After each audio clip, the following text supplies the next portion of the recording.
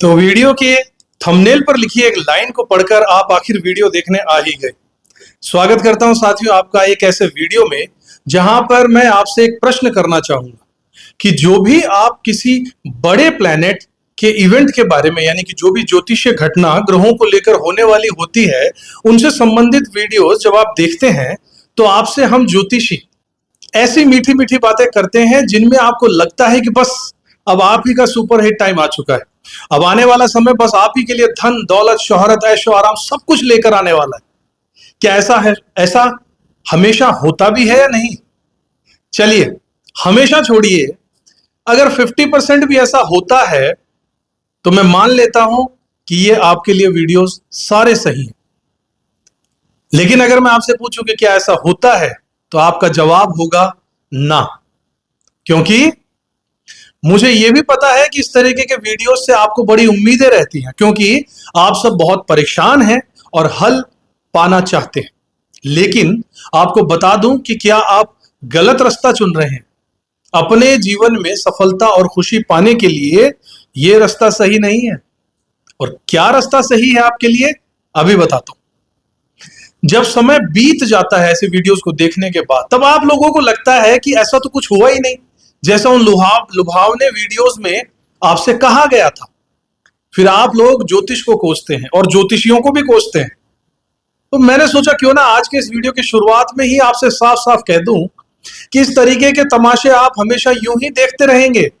अगर आपके साथ वैसा नहीं हो रहा है जैसा ज्योतिष के इन वीडियोस में आपसे बार बार कहा जाता है, तो इसका मतलब कमी ज्योतिष की नहीं है, कमी ज्योतिषी की भी नहीं है, कमी आपकी जन्म कुंडली में।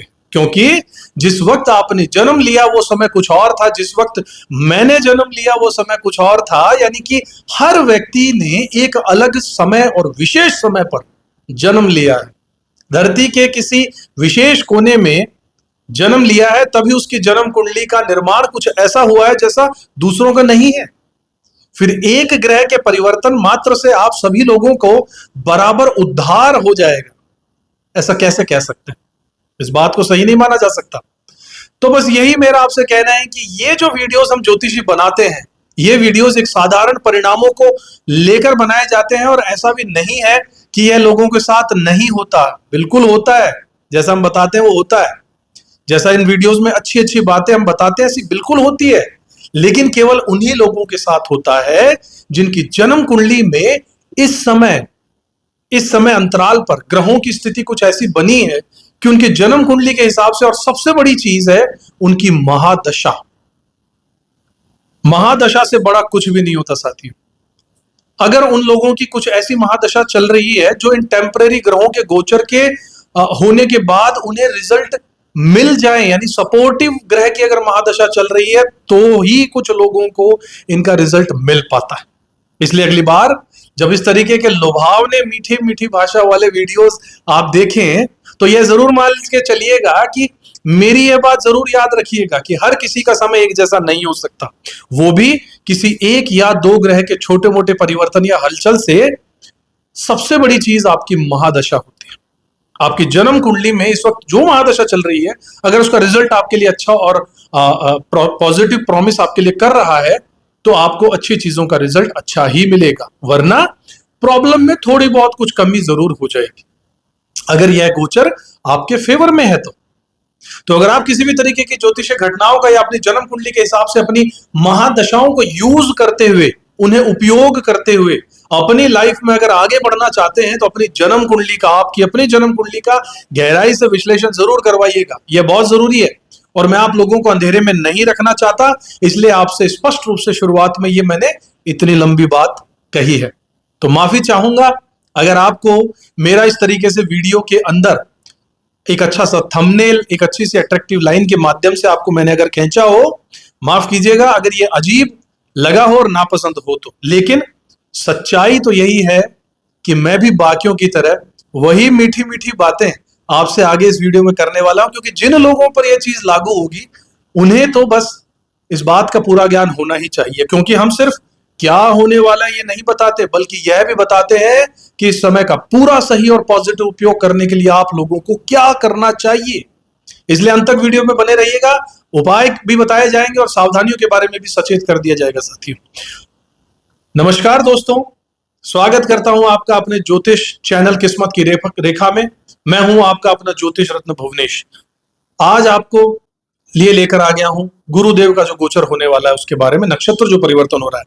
सबसे पहले अगर आप चैनल पर नए हैं तो सब्सक्राइब जरूर कर लीजिएगा और उस बेल आइकन को भी दबाना मत भूलिएगा, ताकि हमारी ज्योतिष की दुनिया की हर अपडेट सबसे पहले आपको मिलती रहे। अब बात करते हैं अगस्त का महीना, एक बहुत ही खास ज्योतिषीय घटना जो 13 अगस्त को होगी। गुरु यानी जुपिटर का, बृहस्पति का पुनर्वसु नक्षत्र में प्रवेश करना। आप लोग सोच रहे होंगे गुरु ग्रह तो उसी राशि में है, तो यहां क्या बड़ा बदलाव हो जाएगा। दरअसल वो अपनी शक्ति के केंद्र यानी पुनर्वसु नक्षत्र में प्रवेश कर रहे हैं, जो करीब 12 से 13 साल बाद होने वाली घटना है। यही वजह है कि इस बार का गुरु का गोचर आपके जीवन में नई ऊर्जा, नई उम्मीदें और नए अवसर लेकर आएगा। पुनर्वसु नक्षत्र का मतलब होता है लौटना, दोबारा से शुरुआत करना, रीस्टार्ट। यह नक्षत्र हमें उन पैटर्न्स की याद दिलाता है जो बार बार हमारे जीवन में आते हैं, ताकि हम उन्हें बेहतर तरीके से जी सकें। अब सवाल यह है कि आपके लिए कौन से घर और जीवन के कौन कौन से क्षेत्र पर इसका असर पड़ने वाला। वीडियो में आगे चलकर आप ही के लग्न, राशि, असेंडेंट के हिसाब से प्रेडिक्शन दूंगा।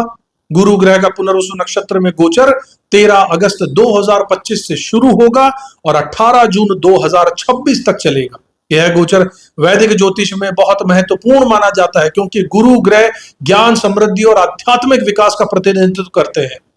पुनर्वसु नक्षत्र के स्वामी भी गुरुदेव खुद है, यानी अपने ही नक्षत्र में आ रहे हैं, इसलिए गुरुदेव का इस नक्षत्र में गोचर विशेष रूप से शुभ प्रभाव लेकर आएगा। इस गोचर का अर्थ है पुनः स्थापना यानी रिहैबिलिटेशन। जो भी पुरानी कठिनाइयों, जंजालों में उलझा हुआ था, उसके लिए यह समय नई शुरुआत और उन्नति का संदेश लेकर आएगी।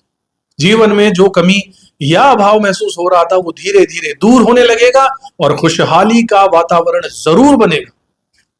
पुनर्वसु नक्षत्र में ग्रह गोचर का कई राशियों के लिए सौभाग्य लेकर आएगा, खास तौर पर मेष, मिथुन, कर्क, तुला और धनु वालों के लिए यह गोचर लाभकारी रहेगा। मेष राशि वालों को इस समय संवाद कौशल और रचनात्मकता में वृद्धि मिलेगी, जो उनके लिए करियर और व्यापार के लिए फायदेमंद साबित होगा।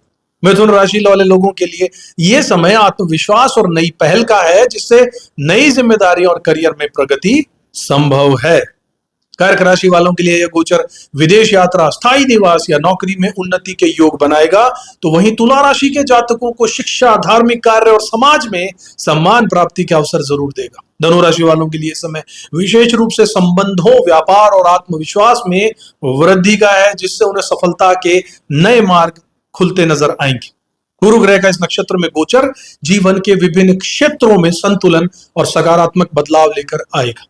यह व्यवसाय, शिक्षा, परिवार, स्वास्थ्य और आध्यात्मिकता के क्षेत्र में नई ऊर्जा का संचार भी करेगा। जो लोग धार्मिक और आध्यात्मिक गतिविधियों में संलग्न हैं, उनके लिए भी यह समय विशेष रूप से शुभ रहने वाला है।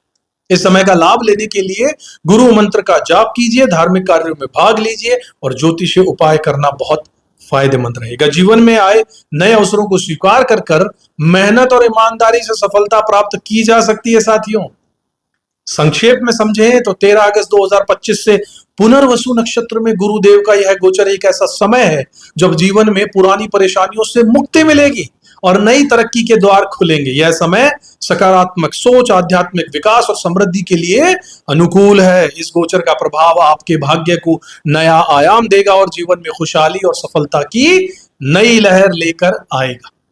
साथियों, जानते हैं गुरुदेव का महत्व। गुरु ग्रह यानी कि जुपिटर ज्योतिष में ज्ञान, धर्म, शिक्षा, विवाह, संतान, समृद्धि सबका कारक है। जब गुरु अपने नक्षत्र पुनर्वसु में आते हैं तो जीवन में नई शुरुआत और सुख क्षमता का संचार होता है। यह नक्षत्र मिथुन राशि के 20 डिग्री से कर्क की 3 डिग्री 20 मिनट तक फैला। इसका संबंध आदि शक्ति अदिति से है, यानी अनंतता, पोषण और सुरक्षा से है। इस गोचर के असर मुख्यतः क्या होंगे? पढ़ाई और करियर में बूस्ट, प्रतियोगी परीक्षाओं में सफलता, विवाह और रिश्तों में नई ऊर्जा, अविवाहितों को अच्छे प्रस्ताव, शादीशुदा लोगों को रिश्तों में सुधार, धन और व्यापार में मजबूती, नए आय स्रोत और आर्थिक उन्नति, यात्रा का योग, विदेश यात्रा, लंबी ट्रिप्स के लिए बढ़िया समय रहेगा। स्वास्थ्य, पुराने रोगों से राहत मिल जाएगी, मानसिक शांति भी मिलेगी। गुरु ग्रह का इस नक्षत्र में गोचर जीवन के विभिन्न क्षेत्रों में संतुलन और सकारात्मक बदलाव लेकर आएगा। यह व्यवसाय, शिक्षा, परिवार, स्वास्थ्य और आध्यात्मिकता के क्षेत्र में नई ऊर्जा का संचार करने का समय होगा। जो लोग धार्मिक और आध्यात्मिक गतिविधियों में संलग्न हैं, उनके लिए यह समय विशेष रूप से शुभ रहेगा। चलिए शुरुआत करते हैं। अब आपकी जन्म राशि के हिसाब से जानते हैं यह गुरु का गोचर क्या कुछ लेकर आ रहा है आपके लिए। मेरे प्यारे मकर राशि वाले साथियों, वर्तमान समय एक ऐसे ज्योतिषीय मोड़ पर आ चुका है जहां पर जीवन के कई पहलुओं में गहराई से बदलाव महसूस होगा आपको। बृहस्पति जो आपके तीसरे और 12वें घर के स्वामी हैं, इस समय मिथुन राशि के पुनर्वसु नक्षत्र में आपके छठे घर में गोचर कर रहे हैं। छठा घर कंपटीशन का है, प्रतियोगिता का है, रोग का है, ऋण का है, सेवा का है, डेली रूटीन्स का है और शत्रुओं से जुड़ा हुआ है। वहीं तीसरा भाव जो है वो साहस का है, प्रयास का है, यात्राओं का है, संचार क्षमता का प्रतिनिधित्व करता है। जबकि 12वां घर जो है विदेश का है, आध्यात्मिकता का है, एकांत का है, अस्पताल का है, ध्यान का, हानि का, मोक्ष का यहां से संबंध। ऐसे में ये गोचर भौतिक जीवन बल्कि आपके मानसिक और आध्यात्मिक स्तर पर भी आपको महत्वपूर्ण प्रभाव देने वाला है। आध्यात्मिक और भावनात्मक बदलाव, इस समय आपका झुकाव स्वाभाविक रूप से आध्यात्मिकता, ध्यान और सेवा की ओर बढ़ेगा। जो लोग पहले से इन क्षेत्रों से दूर थे, वो भी अचानक से परोपकार, दान, चैरिटी, पुण्य, दूसरों की मदद, इसमें आनंद महसूस करने लगेंगे। मंदिर, आश्रम या ध्यान शिविर में सब का समय बिताना मानसिक शांति और आत्मिक स्पष्टता जरूर देगा। अगर आप लेट गो की कला अपनाते हैं, यानी पुराने गिले शिकवे खत्म करके किसी को माफ करके अगर आगे बढ़ते हैं, तो यह समय आपके आंतरिक विकास को कई गुना बढ़ा देगा। व्यवसाय, नौकरी और अवसर की बात करें तो छठे घर में गुरु की उपस्थिति और उनकी दृष्टि आपके 10वें घर और दूसरे घर पर पड़ने से प्रोफेशनल लाइफ में मजबूती आएगी। यदि आप सेवा आधारित उद्योग जैसे कि health care, education sector, counselling इनमें है, तो रुके हुए काम पुनः दोबारा शुरू होंगे। प्रमोशन या नई नौकरी के अवसर आपके सामने आएंगे। विदेश या मल्टीनेशनल कंपनियों में जॉब पाने की प्रबल संभावना है, क्योंकि 12वें घर का स्वामी छठे घर से करियर पर दृष्टि डाल रहा है। जिनके इंटरव्यू या वीजा प्रोसेस अटके हुए थे, उन्हें अब सकारात्मक खबर मिल सकती है। पुराने संपर्क या कंपनियों से भी अचानक से ऑफर आने की संभावना यहां बनेगी। कंपटीशन और अपने दुश्मनों पर आपकी विजय होगी। यह समय चुनौतियों से खाली नहीं होगा, लेकिन अच्छी बात यह है कि आप विजयी हो सकते हैं। छठा भाव जितना आपको मेहनत करेगा, उतना ही दुश्मन और प्रतिस्पर्धियों को भी सक्रिय करेगा।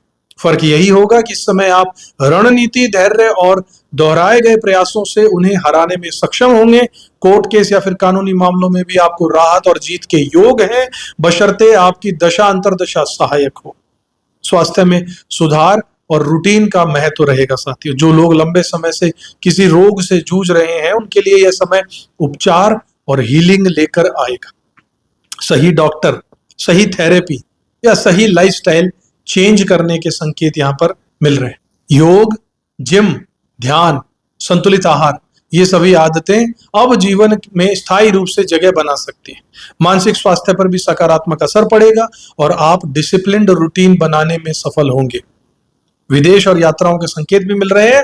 गुरु का 12वें भाव से संबंध और तीसरे भाव में की भूमिका दोनों मिलकर विदेश यात्रा, वीजा अप्रूवल या विदेशी प्रोजेक्ट्स में एंट्री के प्रबल योग बनाएंगे। यह शॉर्ट ट्रिप से लेकर लंबे समय तक विदेश में सेटल होने का चरण भी हो सकता है। जो अभी यात्रा पर नहीं जा रहे, वो भी विदेश से जुड़े संपर्क या ऑनलाइन प्रोजेक्ट्स के द्वारा लाभ ले सकते हैं। वित्त और पारिवारिक समीकरण की बात करूं तो दूसरे घर पर गुरु की दृष्टि पारिवारिक रिश्तों में सुधार और वित्तीय अवसर लेकर आएगी। हालांकि खर्चे भी बढ़ाएगी, खासकर परिवार, यात्राएं और आध्यात्मिक कार्यों पर। सेविंग्स पर कंट्रोल रखना होगा, वरना आय बढ़ने के बावजूद बैलेंस कम लग सकता है। परिवार में चल रही गलतफहमियां भी आपके प्रयासों से सुलझ सकती हैं। ईगो और ओवर कॉन्फिडेंस से समाधान होगा। पुनर्वसु नक्षत्र का सकारात्मक पक्ष है। टूटी हुई स्थितियों को फिर से संवारने की क्षमता, यह है क्वालिटी। लेकिन इसका छुपा हुआ पक्ष ईगो भी है।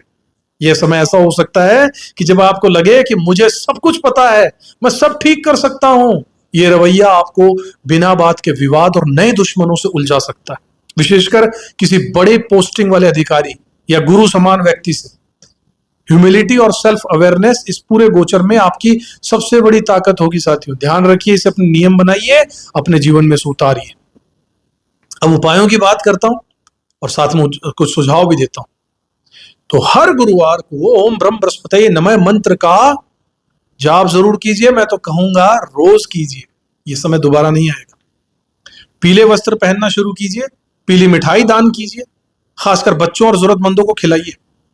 ध्यान, मेडिटेशन, योग और जर्नलिंग यानी कुछ लिखते रहने की, अपना शेड्यूल लिखने की आदत डालिए।